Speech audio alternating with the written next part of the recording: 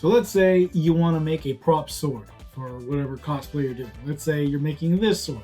So you get the image, print it out so you can make stencils, and oh, it comes out like this. Oh, so sad.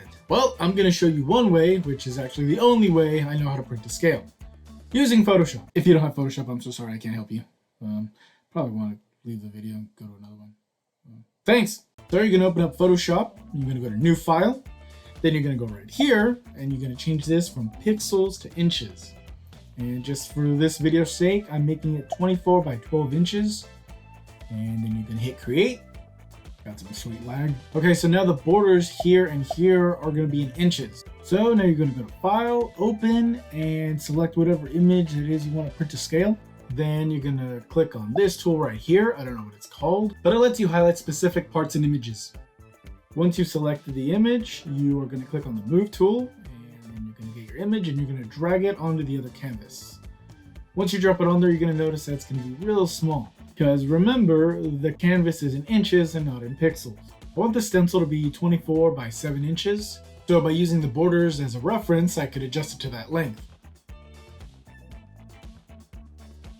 Once you're happy with the sizing, you're going to want to save this. So you're going to go to File, Save As, then you're going to go to Save As Type, and you're going to want to save it as a PDF file. Then you're going to want to open Acrobat. If you don't have it, just download it. And you don't have to pay for the full version. Everything I'm going to do is on the free version. So you open it up, you find your PDF file, open it. Then you're going to go to File and Print. On page sizing and handling, you're going to click Poster. Leave cut marks selected. That'll make things a lot easier for you when you start cutting out those stencils. And hit print and you're done. Here's the end results. For these little excess parts right here, I use this thing. I don't know what it's called, but it works really well to cut the little cutaway lines. Then you just tape them together and you're done. You have your stencil, trace it, and all that stuff.